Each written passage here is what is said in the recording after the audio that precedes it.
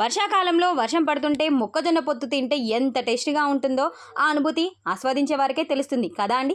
అలాంటి ఎంతో గొప్పనైన రుచిగల మొక్కజొన్నతో అదేనండి స్వీట్ కార్న్తో ఇప్పుడు మిక్స్ వెజ్ కార్న్ చాట్ చేస్తున్నానండి. దీనికి కావాల్సిన పదార్థాలు కింద డిస్క్రిప్షన్ బాక్స్లో ఇచ్చానండి. ముందుగా కుక్కర్ తీసేసుకొని అందులో 2 కప్పుల స్వీట్ కార్న్ వేసుకొని 1 గ్లాస్ వాటర్ పోసుకొని కొద్దిగా ఉప్పు పసుపు వేసి మూత పెట్టి 3 విజిల్స్ వచ్చేంత వరకు ఉడికించుకోవాలి. తర్వాత ఉడికించిన స్వీట్ కార్న్లో ఎక్సెస్గా ఉన్న వాటర్ని వడకట్టుకోవాలి.